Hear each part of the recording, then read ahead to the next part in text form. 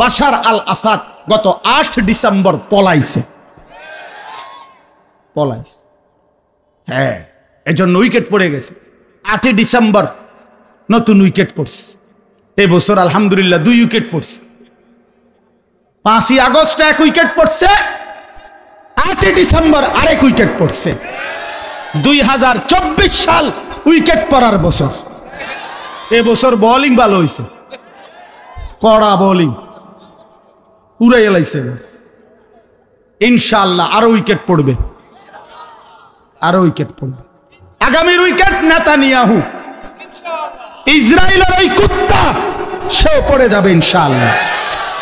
ওই বেঈমান হেরে যাবে, ইসরায়েলের ওই বেঈমান হেরে যাবে, কোনো সন্দেহ নাই, কোনো সন্দেহ নাই। একদিন ঘুম থেকে উঠে অথবা দিনের আলোতে শুনবেন ফিলিস্তিনের পুরা জমিনে কালেমার পতাকা উঠছে ইনশাআল্লাহ। সারা পৃথিবীতে মজলুমের বিজয়, ইমানদারের বিজয় হচ্ছে। সারা পৃথিবীতে জালেমের উইকেট পড়ে যাইতেছে, কোন জুলুমবাজ ঠিকবে না ইনশাআল্লাহ, ইনশাআল্লাহ। এই জন্য ভারতের ওই 130 কোটির ধমক আমরা ইমানদার মুসলমান 2 পয়সাও গণি না বেটা। তোর বেঈমান তুই বেটা, তোর বেটা 130 কোটি না 230 কোটি হিন্দু বেঈমানের ধমক আমরা মোটেই পরোয়া করি না বেটা। ইনশাআল্লাহ 14 কোটি 18 কোটি বাংলাদেশের প্রতি ইঞ্চি জমিন 56,000 বর্গ মাইলের এই জমিন কলিজার খুন দিয়ে আমার দেশের নওজোয়ান রক্ষা করবে ইনশাআল্লাহ। কোন সন্দেহ, কোন সন্দেহ। পেঁয়াজ দিবে না, আলু দিবে না, পেঁয়াজ তার আব্বার, আলু মোদির আব্বার, তোর বাপের আলু বেটা, তুই আলু দিবি না বেটা, পেঁয়াজ দিবে না, হে তার বাপের পেঁয়াজ এগুলো। হ্যাঁ, মোদির আব্বার এগুলো বলেন না কেন, ইন্ডিয়ার বাপের এগুলো বেটা, তুই দিবি না কি আবার? তোদেরকে যিনি চাল আটা, তোদেরকে যিনি পেঁয়াজ রসুন আলু সমস্ত খাদ্য খাবার, আরে তোদের 130 কোটি হিন্দু বেঈমানকে যিনি খাওয়ায়, আর তিনি তো আমার আল্লাহ বেটা, আমি তো উনারই সেজদা করি বেটা। তো আমার আল্লাহ তোরে খাওয়ায়, তোদের কি আবার? ওইগুলার মূর্তি ছাড়া কি আছে এগুলার? তো আমার আল্লাহ খাওয়ায় তা করে এইটা আমারে দমক দেয়। মন্ডা সা 8টা গিয়ে কই নাই, বেউকুফ, এদুর আকল নাই বেটা, কারে ধমক দেস বেটা? ইমানদার মরলে কি হইছে? ইমানদার মরলে লস কোথায়? কথা বলেন না কেন?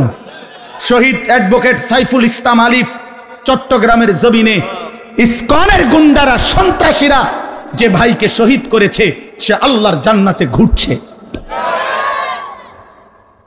তো শহীদ ইমানদার মরলো ইজ্জত, বাঁচলো ইজ্জত। আমাদের আবার লস কিসে? আমাদের আবার লস কিসে? এই জন্য জালেম বিভিন্নভাবে কোনোভাবে ষড়যন্ত্র করে ইনশাআল্লাহ বাংলাদেশের জমিনে টিকবে না ইনশাআল্লাহ। আমার মাটি কম হইতে পারে, আমার জমিনের সীমানা কম হইতে পারে, আমার জনসংখ্যা কম হইতে পারে, কিন্তু আমার দেশের ইমানদারের সাহস অনেক বেশি আছে। আল্লাহ তাআলা আমাদেরকে কবুল করে নেন। এজন্য প্রিয় ভাই, সব অবস্থায় আল্লাহর দিকে ফের। কার দিকে? আমাদের 130 কোটি লাগবে না, আমাদের একজন। আমাদের কয়জন? একজন। আল্লাহ তিনি বড়, আকবার, আল্লাহু আকবার, আল্লাহই বড়, আল্লাহই বড়। হাসবুনাল্লাহ ওয়া নি'মাল ওয়াকিল। মুমিনের জন্য আল্লাহই যথেষ্ট। হুয়া মাওলানা, তিনি আমাদের অভিভাবক, তিনি আমাদের অভিভাবক। মহান আল্লাহকে বাদ না দেই। আমার বাপ, দুনিয়ার কোনো কিছুর উপরে ভরসা করেন না, আমিও না, আপনিও না। একটা জরুরি কথা মনে রাখবেন, আল্লাহ তাআলা কোরআনে বলছে, বান্দা একদিন তুমিও থাকবা না, একদিন দুনিয়াও থাকবে না। আরো সুন্দর কথা হইল, কোরআনে আল্লাহ বলছে, যত দুনিয়া নিয়ে যত প্রতিযোগিতাই করো, জিতলেও মরে যাইবা, হারলেও মরে যাবে। বোঝেন নাই? সকল নাই তো লাভ হইল কি? অমান অমান তো মানে দুনিয়ারে সর্বোচ্চ চেষ্টা করে যে কামাই করছে, প্রতিযোগিতা করে একবারে দুনিয়ার 1 নম্বর ধনী হয়েছে, সেও মরে যাবে। একবারে লাস্ট ফকির যে ভিক্ষুক দিন মজুর, অয়ও মরে যাবে। তো জিতলেও মরে যাইবা, হারলেও মরে যাবে, তো লাভ হলো কি? কোনো লাভ নেই, কোনো লাভ। এজন্য কোরআনে আল্লাহ বলছে, ওয়াফি যালিকা ফালিয়াতানাফাসিল মুতানাফিসুন। আল্লাহ বলে, বান্দা যদি প্রতিযোগিতা করতে হয় জান্নাতের জন্য পরস্পর প্রতিযোগিতা করো। খোদার কসম, এটা কোরআনের আয়াত। জান্নাতের প্রতিযোগিতা করো, কারণ সেখানে তুমিও স্থায়ী, তোমার ফরজে বড় হেবড়াও স্থায়ী, সেখানে সবাই স্থায়ী। আল্লাহ তাআলা আমাদেরকে আল্লাহর দিকে ফিরবার তৌফিক দান করেন। প্রিয় যুবক ভাই, নওজোয়ান সাথী আমার, নষ্ট হইও না বাপ ভাইয়া, অনুরোধ করছি আমি, নিজের আখলাক, নিজের চরিত্র বরবাদ করো না দোস্ত আমার। এক নারীর জন্য, এক ছবির জন্য, এক বেহায়া বেপর্দা নারীর পিছনে এতটা সুন্দর পবিত্র দামি জীবন, প্রিয় বন্ধু, নষ্ট করো না, নষ্ট করো না। আমি অনুরোধ করলাম, যে চাহিদা আল্লাহ দিছে সে চাহিদা পূরণের ব্যবস্থাও আল্লাহ রাখছে। তৃষ্ণা যিনি দিয়েছেন পানি তিনিই দিয়েছেন, ক্ষুধা যিনি দিয়েছেন খাবার তিনিই দিয়েছেন। কাজেই লজ্জাস্থানের চাহিদা যিনি দিয়েছেন, হালাল স্ত্রীর ব্যবস্থা তিনিই রেখেছেন। এটা সহজ কথা বলা, যে চাহিদা আল্লাহ দিয়েছে সে চাহিদা পূরণের হালাল ব্যবস্থাও আল্লাহ রাখছে। তো আমি আর আপনি কেন কুত্তার মতো হওয়া, কুকুরের মতো কেন হওয়া, কুকুরের মতো কেন হওয়া? এজন্য কোরআনুল কারীমের মধ্যে আছে, আল্লাহ তাআলা বলেছেন নাফরমান কেমন, ফামাথালুহু কামাথালিল কালব, কুত্তার মতো। সরাসরি কোরআনের আয়াত। নাফরমান কুকুরের মতো। ইন তাহমিল আলাইহি ইয়ালহাস আও তাতরুকহু ইয়ালহাস। আল্লাহ বলেন, কুকুরের পিঠে যদি কিছু চাপায়া দেওয়া হয় তবুও জিহ্বা বাইর করে দেয়, আর যদি তারে ছেড়ে দেওয়া হয়, মানে কিছু নাও দেওয়া হয়, তবুও জিহ্বা বাইর করে দেয়। এই জন্য গুনাহ, নাফরমান পাইলো অতৃপ্ত, না পাইলো অতৃপ্ত। কথা বুঝেন নাই? এক সাগর মদ পান করিলেও তার অতৃপ্তি থাইকা যায়, মোটেও পান না করিলে অতৃপ্তি থাইকা যায়। 1,00,000 নারী উলঙ্গ দেখলেও অতৃপ্তি থাইকা যায়, আবার না দেখলেও অতৃপ্তি থাইকা যায়। গুনাহ কখনোই ব্যক্তিকে স্বস্তি দেয় না, তৃপ্তি দেয় না, সুখ দেয় না। দৈন্তান নয় কান না। আপনি দেখেন, কোন হারামখোর সুখে নাই, কোন বেপর্দা নারী সুখে নাই, সুখে নাই, হতেই পারে না, হতেই পারে। আল্লাহ আমাদেরকে মাফ করে দেন। চলেন এবার শুধু তর্জমা বলি, বক্তা চলে আসছে বহুত আগে।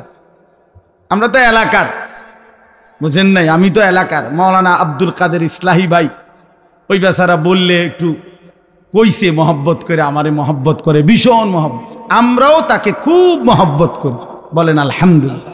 এই 40 দিনের চিল্লার সফরে আমরা সবচেয়ে বেশি যার কোরআন শরীফ তেলাওয়াত শুনছি, আব্দুল কাদের ইসলাহি ভাই ফজরের নামাজ পড়াবে, এটা আমগো একরকম সিদ্ধান্ত ছিল। এই 40 দিনে সে ফজর পড়াইলে কলিজা ঠান্ডা, এমন ভাল লাগতো। তার পড়া অনেক সুন্দর, তার পড়ার মধ্যে খুব দিল আছে, দরদ মাখা পড়া পড়ে কোরআন শরীফ। প্রায় প্রতিদিনই বলা চলে, যেই মসজিদেই ছিলাম চেষ্টা করছি এই ইসলাহি ভাই উনি যেন ফজরের নামাজ পড়ায়। তা আসলে মহব্বতের দাবিতে আসা, আমরা তো এলাকার স্থানীয় বক্তা 10-15 মিনিট কইলেই হয়। আল্লাহ তাআলা আমাদেরকে তৌফিক দান করেন। বাকিটুকু বলি তো, এই আল্লাহ তাআলা বললেন আল্লাহর সাথে কাউকে না ডাকা, শিরিক থেকে মুক্ত থাকা। আপনাদের কাছে আমার অনুরোধ, আলহামদুলিল্লাহ সচেতন ভাই আপনারা, বাবারা, শিরিক বিস্তারিত বুঝে নেওয়া উচিত, শিরিক বুঝা উচিত। শিরিক কিভাবে হয়, কথার মধ্যে শিরিক কিভাবে, কর্মের মধ্যে শিরিক কিভাবে, বিশ্বাসের শিরিক কিভাবে, আচরণের মধ্যে শিরিক কিভাবে, এটা কিন্তু বিস্তারিতভাবে জেনে নেওয়া, যেন আমার ঈমানের মধ্যে কুফর এবং শিরিক মিশ্রিত না হয়। আল্লাহ আমাদেরকে হেফাজত করেন। 2 নাম্বার, ওয়ালা ইয়াকতুলুনান নাফসাল্লাতী হারামাল্লাহু ইল্লা বিল হক। শরীয়ত সম্মত কোরআন হাদিসের অনুমোদন ব্যতীত অন্যায়ভাবে কাউকে হত্যা করা, এই পাপ, জঘন্যতম পাপ। কাউকে নিরপরাধ, কোনো কারণ নাই, শরীয়তে কিসাস আছে, শরীয়তে নির্ধারিত বিভিন্ন বিষয়ের শাস্তি আছে। চুরির শাস্তি আছে, জিনার শাস্তি আছে, মিথ্যা অপবাদের শাস্তি আছে। কেউ যদি জুলুম করে হত্যা করে, তার বিপরীতে মাজলুমের পক্ষ থেকে কি শাস্তি সেটা আছে। তাইলে এগুলো আছে, কিন্তু এরকম শরীয়ত সম্মত কারণ ছাড়া বিনা কারণে কাউকে হত্যা করা